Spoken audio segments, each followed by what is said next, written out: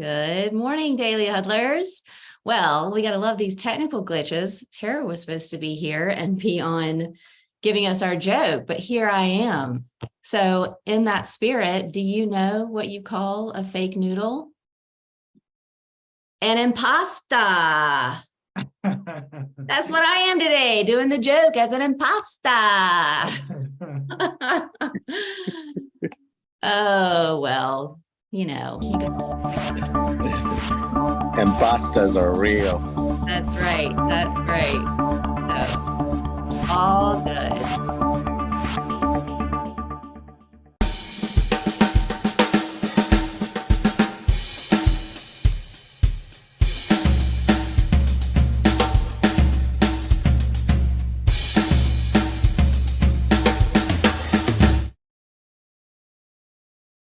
Good morning, everybody. Welcome to Wednesday on the Daily Huddle. Tara is back with us.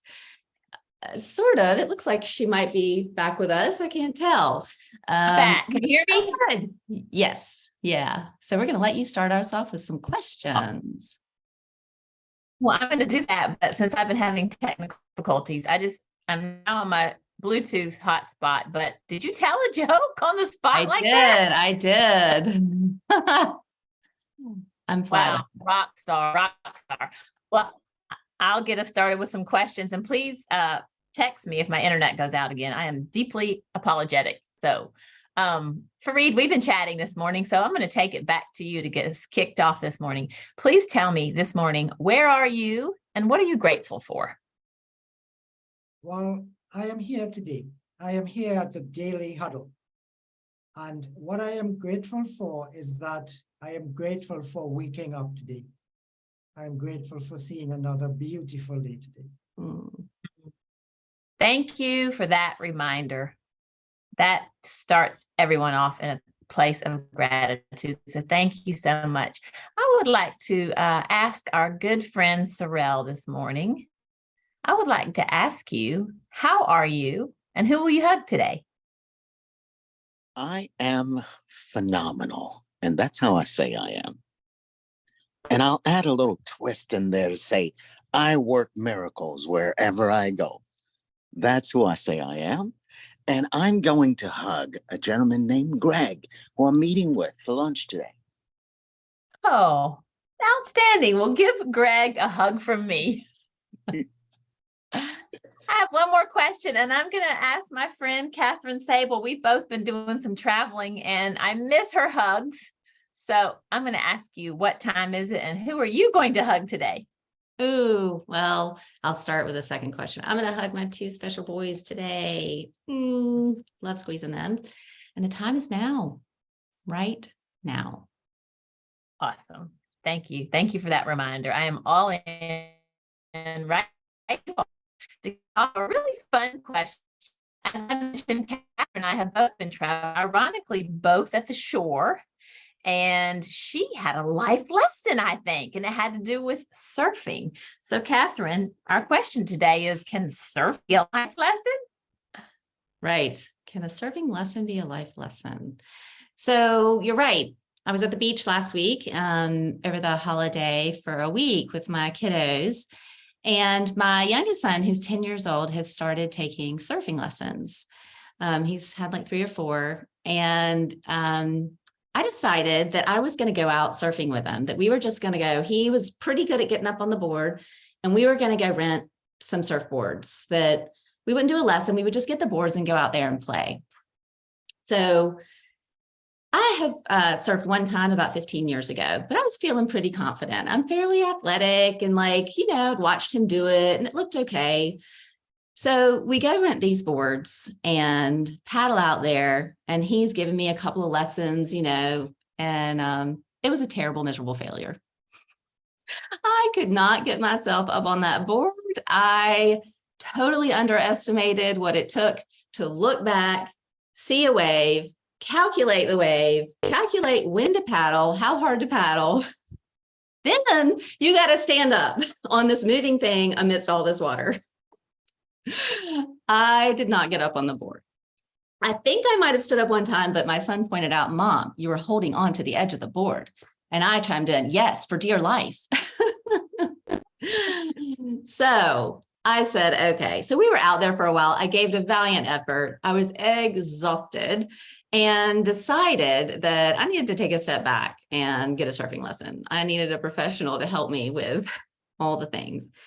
So the answer to our question, Tara, is can a surfing lesson be a life lesson? And the answer is without a doubt, yes.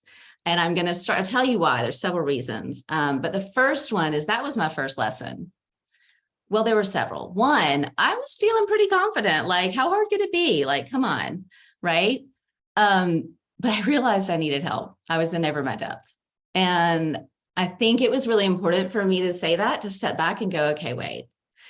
And really important, a couple of things to show my kiddo, which was one, get out there and try something you don't know how to do, you know? And so when we went out and got the surfing lesson, we went back to the surf shop, we got a professional, he's trying out for some big national teams, so apparently very good at what he does. And we both paddle out there the next morning. And this is where the real learning started to happen. I'm on this board in the water and had asked a lot of questions, and he'd given, it's not it's a try and do thing for surfing. It's not like you can practice unless you're in the water with waves.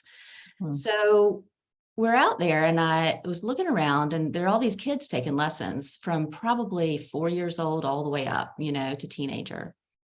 And these kids are popping up on the board, skating on these waves, like almost like they're bored, they're just kind of like, okay, I got this. And I turned to the instructor and I said, wow, it really seems like the kids pick this up a lot faster. And without missing a beat, he said, oh yeah, they don't ever think it. And I thought, that's really interesting. They're leaning into their bodies. They're standing up on this board in the middle of the water and they're not ever thinking it. And so I started to look around and think, how much of this is my mind that isn't letting me stand up and be successful at this? And how much of it is actually like, either the wave isn't doing the right thing or the whatever. And I started to visualize myself standing up on the board and what it would feel like when he got out there and pushed me out and I stand up. And I am curious what you have to say about this from the brain perspective, Tara, but I started standing up on the board and surfing those waves just like that.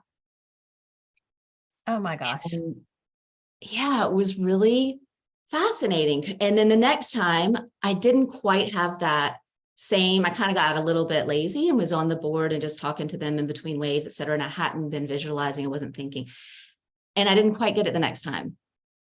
And so then paddle back out, wait for the waves, sit there, visualize myself standing up on the board, what it would feel like, and, caught the next wave. And it got me thinking how much of my success in this, and of course, we're going to take that over to life, is my mind's ability to visualize my success and get out of my own way. Because at the end of it, I made some waves, didn't make others, it was great. But at the end of it, I realized there were only a couple of times, because I would come back and ask, well, did I stand up too soon? Was it too late? Was it the wave? There were only a couple of times where it was actual circumstances outside of myself that caused me not to complete that, stand up on the wave and make it on the board and make it all the way in. Like the wave, he said, no, that wave was just coming too fast. There was no way you could have caught it. You nosedived. And I was like, wow, how interesting. How much in life is our mind either hindering us from reaching our goals or helping us get there? And so that's the main thing that I want to talk about today is like, what is it? How can we set ourselves up for success? And I was actually talking to Tom this morning about this, and he pointed out something really important, which was, don't forget to mention that you tried. And I kind of skipped over that because, this would have never been a thing. I would have never stood up on a board if I didn't get out there and try. So backing it up all the way to stepping outside our comfort zone, trying something completely different, allowing ourselves to fail miserably, and getting back up. There wasn't a single person out there who didn't fall off their board. And there wasn't a single person out there who called it quits the first time they did. And there were some pretty good surfers out there. Yeah. Wow. I'm so impressed. In my mind, but this is me and not you. Well, first of all, kudos. And, it makes me think of the old saying, you miss 100% of the shots you don't take. Yep. But fear can really, really cause us physically to not be able to perform. Also mentally. So if you're putting this in a true work mode, something that you want to go after, it definitely can, terribly affect us, but a little bit of it is a good thing. Yeah. So there's a perfect little cocktail of norepinephrine or adrenaline and dopamine that helps us to perform above our ability. It reminds me, this is kind of a funny story, but it totally shows the chemical in this.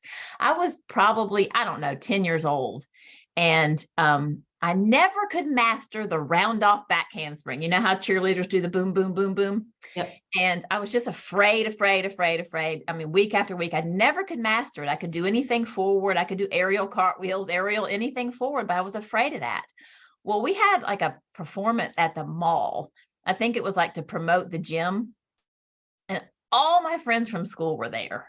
And I got up to that mat and did round off, back handspring, just boom, boom. But my teacher was like, and I never did it again, ever. Wow. So it was that perfect. That's the chemical. Yeah. Yeah. Well, I think you're right, because safety is an important piece of it, right? That's what happened when we took the boards out to rent. I was a little scared. I did not know enough. I didn't understand enough. The water is super powerful. And so I think I was like, and holding onto the board for dear life, never really standing up. And so what I realized, I even said it to the instructor when we walked out, I said, I underestimated all these factors that I had to calculate, and I don't have enough information.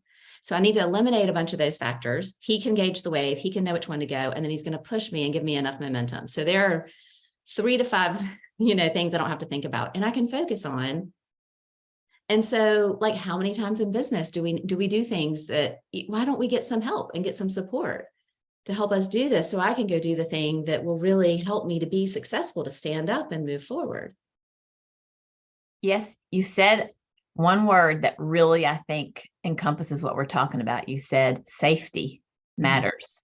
And in work and in our business goals, it's so much safer not to try. And I'll lean on the brain chemicals again to explain why that is. We fear failure, like literally, physically. We don't want to put ourselves in a place to be disappointed, to shame ourselves, to feel anything less than proud of our performance. So if we play it safe, we don't have to worry about that. But then, as they say, I've always been that idealistic, and even all those personality tests show that I put the bar way, way, way, way high, like unrealistically so. And I used to have an insecurity about that, but now I'm like, if we put it way up here, then maybe we'll get to here, right? Right. Just cannot be afraid of that failure piece. Right. Well, and I think, I don't know. Like I said, I surfed once many years ago, but realizing that, oh my gosh, like, it's a sport you have to feel at. Like, you're not, you're going to fall off, period. Every single person does. And just, if you call that failure even, it's really part of the journey of just, you get up and then you get off and then you get up and you get off. And I think to really feel that and say, oh yeah, I want to try something different. And how do I want to see myself be successful at this? I started redefining success, which was, I'm going to visualize this and I'm going to do my best. I'm going to do my damnedest. I'm going to go out and I'm going to sing, and I never once felt like, I sort of missed catching the waves, the ones I fell off of, but man, I was like, I'm out here. This is great. Yeah. So I was out there with my kiddo. What a great mom-son moment to be paddling out, having this experience, watching him succeed and just whoosh, take it on, and he's got the hair to match, it's just he so does. I know he so does. I have to say that you also made a point towards the beginning that takes me back to a very similar lesson. And when I graduated from high school, I was 17 and I was about to move to Atlanta. And I found out that there was an opportunity to dance at the Crystal Pistol at Six Flags over Georgia. Okay. And I was a dancer. So I put all my belongings in my mom's station wagon and took the long trip from Columbia, South Carolina to Atlanta, Georgia to try out for this dancing and singing thing at the Crystal Pistol. Well, there was like 200 girls there and we all did the dancing, and they called my name third. I was like, yes, I've got this. Totally got it. Then they called us to sing. All these other chicks had their boom box. It was a long time ago, their music, they were ready for the piano, everything. They're all doing their songs. And I'm like, oh, well, the only song I know is You're a Grand Old Flag. And I sang totally a cappella to these judges, You're a Grand Old Flag, when I was 17 years old. The looks on their faces. Did not dance at the Crystal Pistol. But all that to say that as much as I believed in myself, we forget, I think at this stage in life, we still need training. We still need to be able to hone those skills. I wonder, taking lessons in surfing as opposed to figuring it out on yourself, can you imagine? But at some point, I think that we allow ourselves to just not worry about training and figure it out on ourselves, ourselves. Yeah. Yeah, it's a really good point. Yeah. In this case, it was really clear to me. And the other thing is, I could have called it a day after that not so great experience. I was tumbled so much and I was literally exhausted. Because the other thing you don't think about is I'm on my stomach on a board, looking back for quite a long time, trying to figure out, and then you get up and you tumble and you go back. So, it's it's a lot of physical exertion. I could have just called it a day and said, well, I gave it a valiant effort, Sam, why don't you get a lesson, or let's just call it a day. Instead, I went out and tried again. I knew that there was another way that I could try it, that I might enjoy it more, it would be more successful. And so I do think it's important, all of those things. And I looked like an idiot a lot of the time. And there were a lot of people. No, you didn't. Of You look like you were courageous. You look like you were courageous. Learning these kind of language variances in therapy. There you go. Well, I'll tell you one thing, nobody was looking at me. That's the thing. We always get mixed up in our heads, is that everybody's looking at us. They're looking at themselves. They're focused on what they're doing. Nobody cares, And so I just think, I think for me, it was a really great lesson to get out there and try. Sam and I will never forget it. He knows his mom will try things. I think it's important to have him watch an adult, his mom, somebody he looks up to, fail. And I wouldn't even call it fall, or just try something and not be great at it, whatever it is. Yeah. And to get up and try it again and to enjoy it no matter what the circumstances.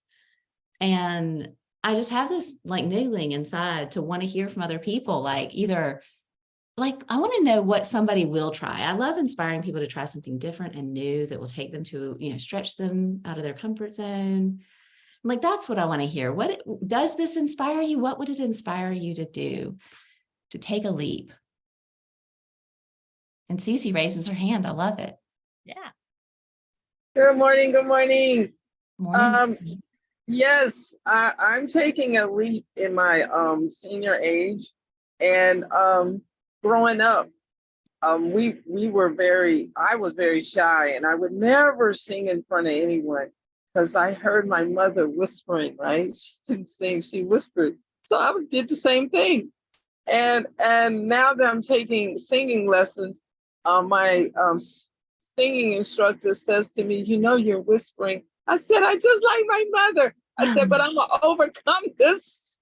I'm not gonna keep whispering. I'm gonna belt out some words. So I've been practicing 5 times a day, trying to get over that fear of just singing karaoke. So today is a new day. And just like at times I might fall off the scale, that's okay. I'm getting back on. So thank you so much for sharing. Thank you, That is Cece. so cool that you're doing that. I know. Congratulations. I want to hear from you, Tara. I want to hear from you. What shows up for you as we talk about all of this? Let me think about this for a minute. Well, I'm in a phase for, I think, the first time in my life where I'm doing something scary, and it's, instead of learning skills and learning how to do things that will grow my career or save my family, I'm learning about myself. And it's very scary because I don't know if scary is the right word. You know what it is? It's tiring. And partly I just want to be like, this therapy stuff, nah, I can just move along. Yeah.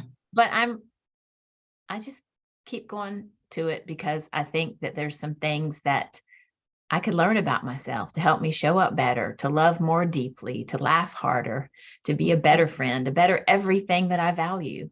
But it is, you know, you use the word safety. It doesn't feel safe. It feels angsty. But I'm going to keep powering through. And next time I think I want to stop, I'm going to think of you out there with a surfboard twice the size of you. Y'all, Kathryn is just a tiny little version of a human. Well, it's so funny. Thank you for sharing that, Tara. I love it. I can feel it. What you're saying is you're falling off the board and you're getting back on. You're falling off the board, wanting to jump off the board and walk that surfboard in, and you're getting back up. But I do have to say it is really funny. So after Sam and I rented those boards, you know, one of the benefits of having a lesson is the instructor carries the boards all the way from the surf shop, all the way to the beach and all the way back. And when you rent them yourself, guess who does that? Wow. Sam was so tired after the second, after we went out there on our own. He's like, I cannot carry this board back. So that was me, this board on my head, trudging through the sand. Oh my gosh. Anyway, it was just a funny visual. So well, yeah, we're gonna need some pictures of that. Maybe I just really need to see some photos. You did say at one point you said nobody was watching me. I need to remember that. I bet you Tom Montgomery was watching. So I want to definitely. Yeah, if anyone has pictures, I'll bet you that's him. And he may have some pictures. No, Yes. no, you don't. All right. Anyway, yes, I love it. So Fareed, I would love to hear what's showing up for you. Yeah. Hi guys, so this was a really great topic and a conversation. I would like to add a few things. The first thing you mentioned was that you mentioned about our mind. And you know, our mind is powerful and our mind can actually control us. And our mind can actually tell us we cannot do this or we cannot do that. But we need to control our mind. And we need to focus on what we need to do and do not let our mind control us. You know, the other thing you spoke about is within our comfort zone. And the thing is, the only way to grow as a person is that we need to get out of our comfort zone. We need to do things that we think that we cannot do. We need to do things that are challenging. And that's the only way we can get out of our comfort zone and actually grow. It is so true, Fareed. Thank you for bringing those two things, because I think that when I was thinking about what did I really learn from this, you know, your first point about the mind, it was just watching it so clearly. Sometimes we are blessed with an opportunity to see something that can be so confusing in other situations. And in this one, it was like those kids are standing up on those boards clearly because they are not ever thinking it. And here I am thinking about all these things when really my body knows what to do. I started thinking that board is my floor. Don't trust, just trust it. That board is my floor. It's just a floor. Your body knows how to stand up on a floor, you know, and it did. And it also knows how to move. You know, if you're in an elevator and you're moving, you naturally shift your weight. If, you know, like anytime, if you're on a bike, if you're in a car, you know, you're naturally shifting, your body knows what to do. And if we can do that, get into our bodies and not let our minds override it, to your point, we control our minds and say, you take a back seat now, my body knows what to do, then there's so much more opportunity for success. Yeah. And you know, Kathryn, you spoke about failure, but we actually need to look at failure as success inside out. And when we fail, and I put that in quotation marks, it's just another way of how not to do something. For example, the guy who invented the light bulb, he failed thousands of times before he actually succeeded at it. But that's not a failure. Those are just ways how not to invent a light bulb. I love that reminder. Yes. What not to do. Yeah. Yeah, And I love it. I think I use that word failure to normalize it, you know, to just be like, hey, it is what it is. I love it. Let's change the word. Let's just, it is what it is. It's part of this. You can't have success without failure or something like that. So thank you, Fareed. Okay, we're going to skip Tom Montgomery and no, I'm just kidding. All right, Tom, your mute button may or may not be working. So I'll appeal to Tara, who can keep me on a live microphone, please. Good morning, everyone. Good morning, Tara. Good morning, everyone. Good morning. and Fareed just said this. I think I was thinking about it the same way, but in my own words. Listening to CC talk, Tara, you talk, and then Kathryn with the surfing. It's recognizing that you've got something you want to do or you feel like you need to do, but there's some barrier, whether it's inertia or you feel some barrier. And so then the recognition that you're holding yourself back and then pushing past the barrier. A lot of times, as we're saying, you can redefine failure, you can redefine success. So it's not failing, it's learning. Mhm. And then it's, the enjoyment of trying it. So I think that's what really resonates with me, that recognition. You can feel yourself, being held back. And then you recognize, well, it's just you holding yourself back. And then to think a little bit more about, success and failure. So that's a cool reminder. There's a mindset with software developers. I've heard them reference this many, many times. Fail faster, fail faster, fail faster. Mm-hmm. Yeah, and learn from it. Learn what not to do. That's the thing. Every single wave I got up on, then I was like, okay, great. Or the ones I fell off of, I was like, oh, I know what to do now. Oh yeah, just don't, stand further back or do this or this. It's just adjusting. It's like, yeah, it's all part of the process. It is normalizing that you're right. There was no failing in the sense that it didn't work. There was a lot of trying and a lot of the circumstances after the trying, Yeah. Some I was upright, some I was underwater with a board flapping around me. yeah, and it doesn't matter how many pictures or videos you have. It can Sorry, still. Tom, we can't hear you. Yeah, anyway, thanks, Tom. I appreciate it. Thank you. Sorrel.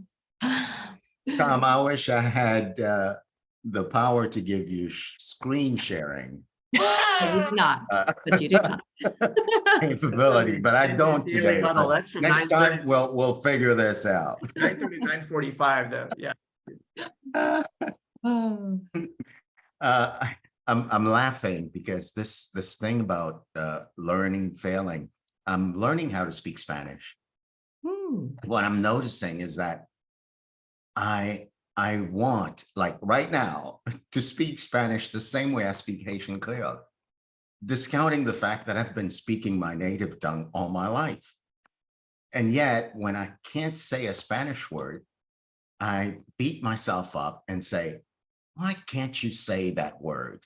And then so you said, what are we taking on? So I'm taking on speaking Spanish wrong. Ooh. Right?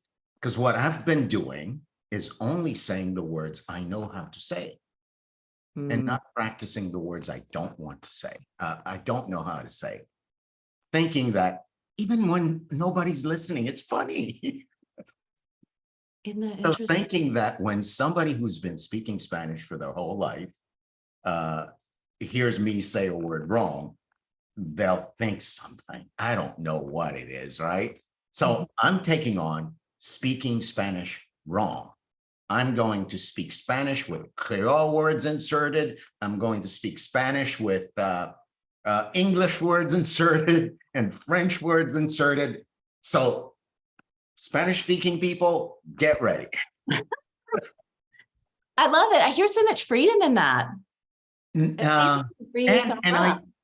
I did get an instructor, and I also am now a top person on Duolingo.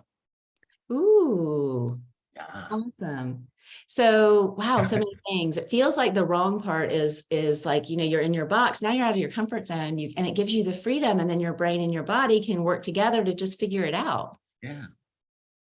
And the top person on Duolingo, I'm a little jealous. I'm learning French, so I've got a few things I'm going to try based on your conversation right now. But that's, again, the instruction piece, right? We do need instruction. You got an instructor, you're practicing. Like, if we're going to get better at something, we do have to do those things. And sometimes I think we forget the very basics.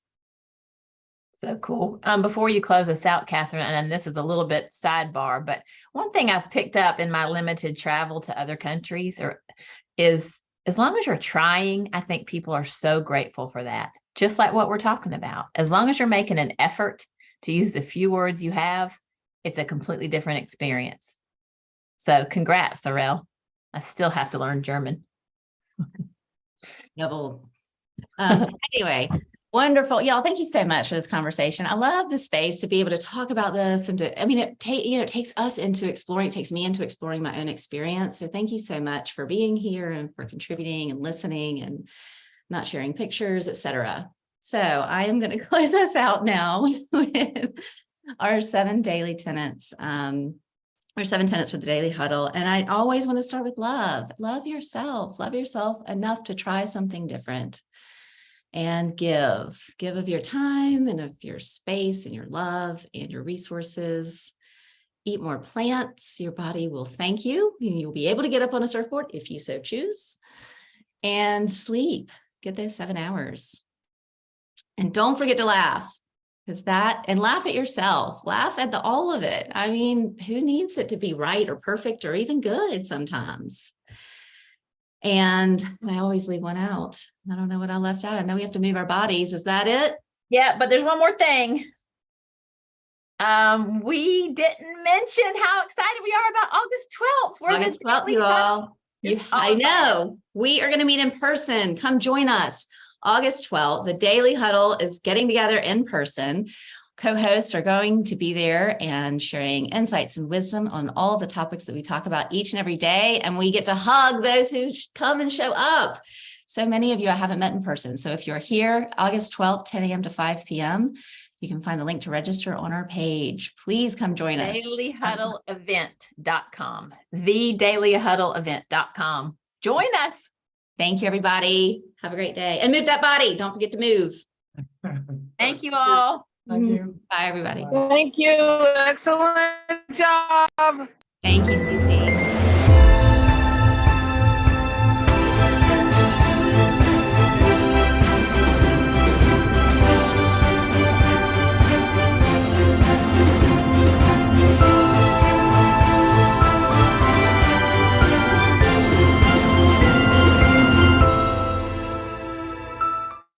Oh, love that, man. That is nice. Ooh, I hope to see you